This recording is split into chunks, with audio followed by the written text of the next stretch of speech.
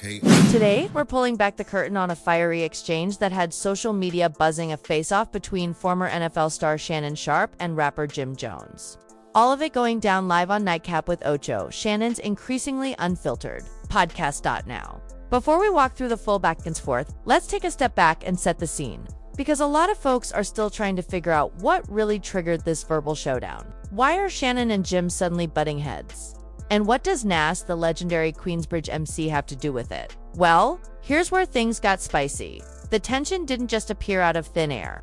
It actually began brewing during a previous podcast segment where Nas's legacy as one of the greatest MCs of all time came up, a topic that's always been loaded in the hip-hop world. Jim Jones, known for keeping it blunt, shared some controversial opinions that many felt downplayed Nas's impact on the culture. Fast forward to this recent episode, and Shannon wasn't letting that slide. What followed was an intense, face-to-face debate that quickly turned from respectful disagreement to visible frustration, the kind that makes viewers sit up, press rewind, and rewatch it all unfold.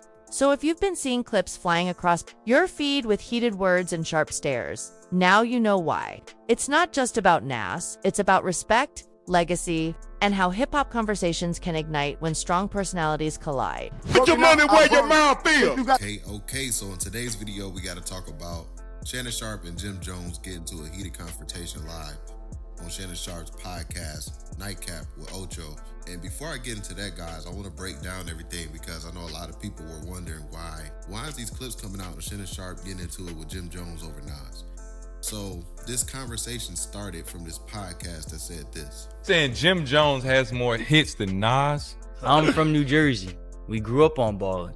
That's one. We did not grow up on one mic. Pop Champagne, Summer in Miami. That's a classic. If I Rule the World. How's that comparable to those songs you just said? I'm 22. Every Nas song that my man's MJ played, we said we heard that from what, Doug? 2K. 3 influential people regarding dressing, but swag. Jim Jones is top 3. But Nas influenced Jim Jones. Cap, Chrome Hearts and the BB Simons belts and all that. Jim Jones is like top 3. So after all the back and forth had people talking, Jim Jones didn't stay quiet. He pulled up to Fat Joe's podcast to set the record straight and trust. He had a few things to get off his chest. Here's what he had to say when it was finally his turn to speak. He was young, and we loved that he loved Jim Jones. I want you to break it down. Let's break this down. I admired Nas, but remember Nas' first record, The Barbecue, came out when I was in 11th grade. Yes. So Nas was my idol when I was young. Like you did, came to dressing, the wordplay, the music, everything. I was a superior Nas fan. Period. I'd never take that away from him. But then as I got in the game, you got to realize that your rivals would be idols, and not to take anything away from that. I developed my own style and my own lane that these kids start to gravitate towards the same way I gravitated towards Nas when I was younger and things like that. It's a whole different generation. We talking about 94, 93. I was in 11th grade. Nigga, it's 2025. There's a big gap there, you know what I mean? And I want people to understand that. So when Shorty's telling people that, yeah, he's 20-some years old, that goes to show the part of the era that he's in, that I came into light and started going crazy, that these kids love me. They don't really know who Nas is. If he's 22, he's born in 03.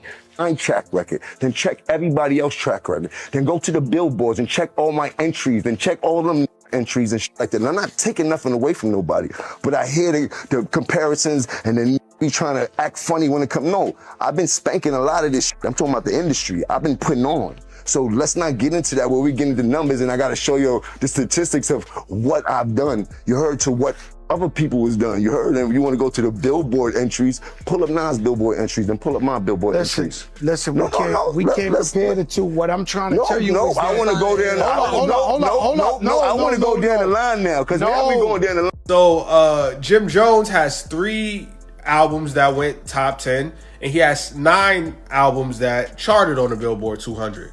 Nas, on the other hand, has 16 albums that have charted top 10 and 24 albums that have charted on the Billboard 200. This isn't even a conversation, and we're using the metric that you told us to use. I am confusion, bro. What is even going on right now, bro? All right, here's how it all went down. Things got real tense on the Nightcap podcast when Shannon Sharpe and Ocho brought Jim Jones into the mix. What started as a conversation quickly turned into a straight-up verbal showdown. Sparks flew, voices rose, and yeah, it got heated fast. That fiery moment is front and center in today's breakdown. And hey, if you're still here rocking with us, don't forget to tap that like button. It tells the algorithm we're delivering the kind of content you want to see more of, and it genuinely helps the channel grow. I truly appreciate every bit of support you show. We're doing what you do. And there you have it, Shannon Sharpe and Jim Jones, toe-to-toe, right in the middle of Nightcap.